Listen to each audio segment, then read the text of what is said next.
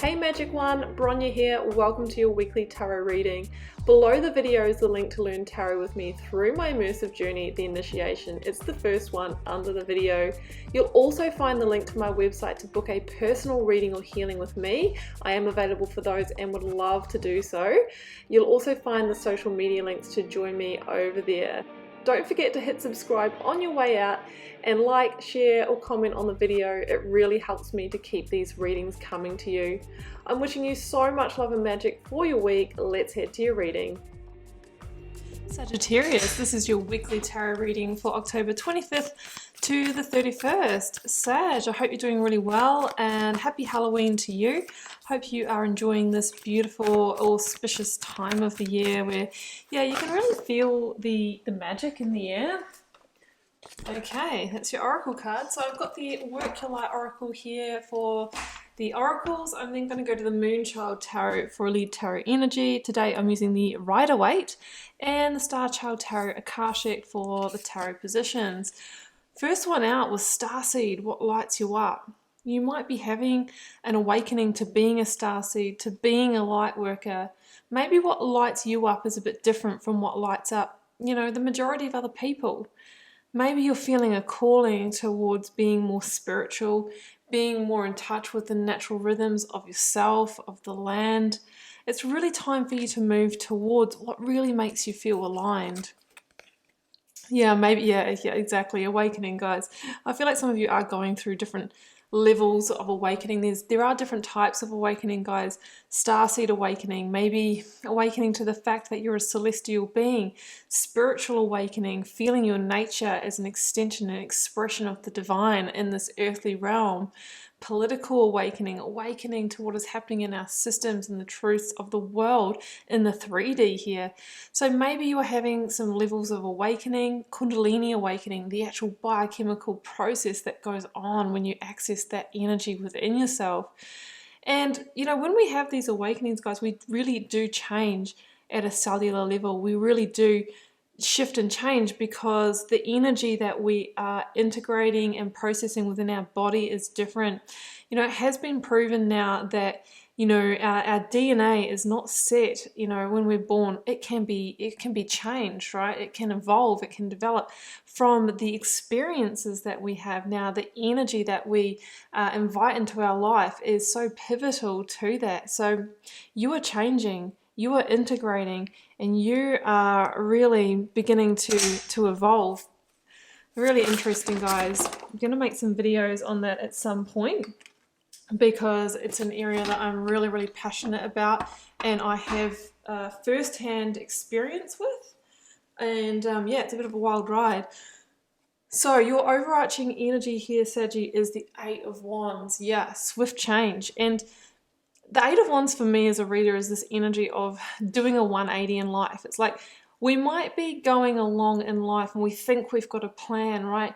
Maybe we've met the person we want to be with and we've got this plan in place of, yeah, I'm going to have children, I'm going to live in this town and we're going to live happily ever after.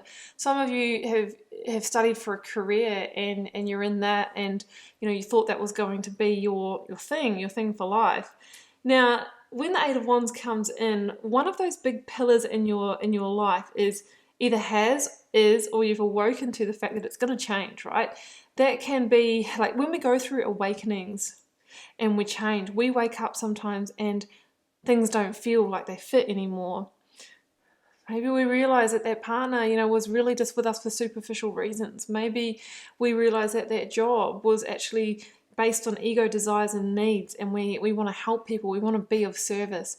This is the card of total awakenings and shifts. So you might be living in the city because you loved the glittering lifestyle, and then with what we've been experiencing, you're like, no, I need to go and shift to the country and be self-sufficient. You're changing. The Eight of Wands can be about a message or a communication that's come in.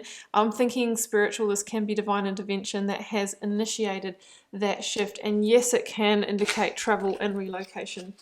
As well, let's get the tarot out before I spend the whole reading talking about those three cards, guys. In my real life, I'm not really a person of very many words. I'm pretty quiet, but get me on the tarot and it all comes out. Six of Cups. Six of Cups, guys. Whoa. I've actually got a lot here. I've got the Four of Cups, the Nine of Wands, Death, and the Wheel of Fortune, guys. So I will be including those energies there as well. Let's get the outcome. Ace of Pentacles. Okay, I think I've got enough energies there, so I'm just going to get some clarifiers. So you can see that you're going through a fated shift of destiny. Fated shift of destiny, that might be the title of this reading. I've got the Queen of Cups. That's a Cancer energy for me. The Devil. Haha. Yeah, I think you're going to be tested, guys. Page of Swords and the Empress, Two of Wands. Yeah. So I think that you are going to be, you've had this awakening. You are going to be tested whether you are over maybe living in a certain way, and I think it's about being driven maybe more by money, more by status and that kind of thing. And the test is going to be, do I follow that or stay on that path, or do I go through this kind of return to innocence here? The Six of Cups for me is this kind of energy of how you felt as a child before you followed career or before you followed a certain path. It's the innocence, it's your pure essence. You are awakening back to your pure essence, but also the essence of yourself as a divine being. Now, with that said, so many layers are being, really stripped away from you here.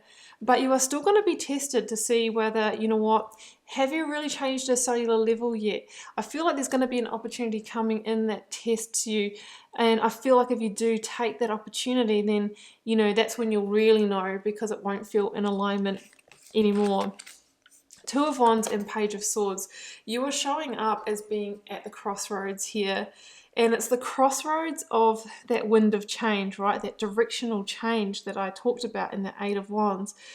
Do I stay in the comfort zone of what I've created for myself, or do I take that leap out of this comfort zone into the unknown, into something completely new, something completely different that's going to change my course? That's what I'm really feeling.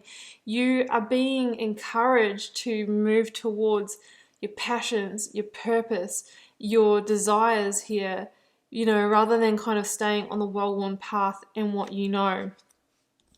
Now we've got the Queen of Cups here, and the people cards or court cards in tarot, they can be people that we're dealing with in our lives, or they can be characteristics that we may need to integrate or develop within ourselves. This is the card of Cancer.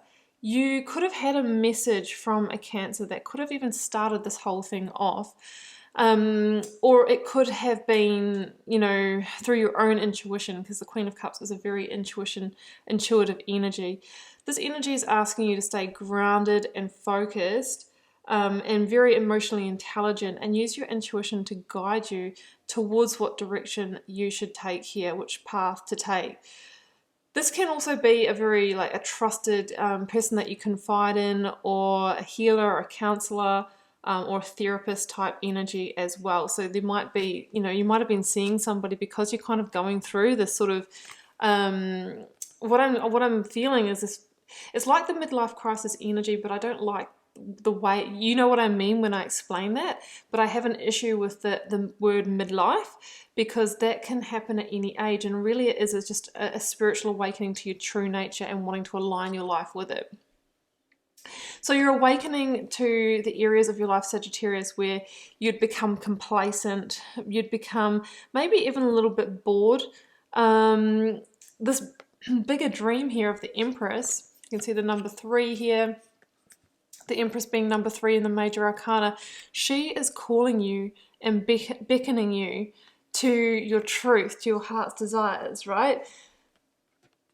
It's really time for you to do that, because even though you've kind of got a comfortable life at the moment, on the other hand, I'm feeling a sense of struggle with it.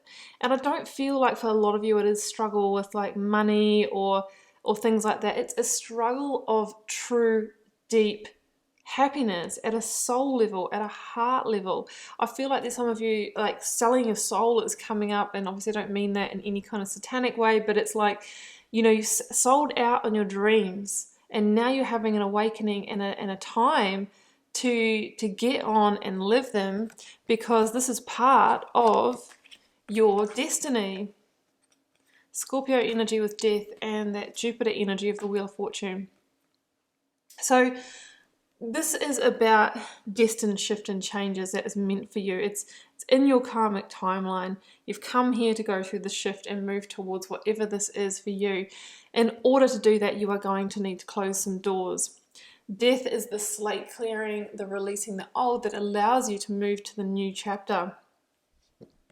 Death flies that card of alchemical transformation. Flower is a symbol for that spiritual changing, the blooming, the blossoming of you in your true expression. There is that new dawn, that new day calling you, and it's time to surrender to it. Because if we kind of, you know, ignore this energy, generally it will persist and we can end up in the tower moments. So, you know, death is the energy that says this whole season of your life is coming to a close. It's time for you to plant new seeds. Your luck is going to change. Your karma is changing. This is destined for you, and it's the divine timing for the shift to take place. So what I'm seeing here, guys, it's almost like having the angel on one shoulder and the devil on the other. Which way are you going to go?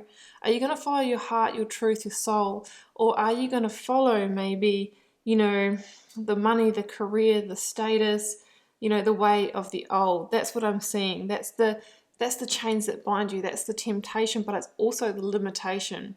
The Empress wants you to now dream a bigger dream and move towards that, because she is the energy of creation, and she says that the energy is ripe for you to take the actions now to birth this, to make it happen. So, you know, what is it? Well, as I mentioned in this reading, it could be relocating to a new place that sets your soul on fire, moving towards purpose or soul work, being of service, moving towards a really conscious partnership, that kind of thing. So the Empress is a blessing when she appears in a reading, and she does stand for abundance, but it's abundance created from a place of truth, not abundance created so that we can, you know, we can build, you know, build illusions for ourselves, right?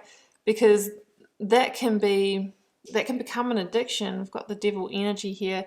You know, we can get addicted to the cycle of earning money and working really hard and that kind of thing. And then, you know, we sell out on our truth, on our dreams. That's what I'm really feeling in this reading.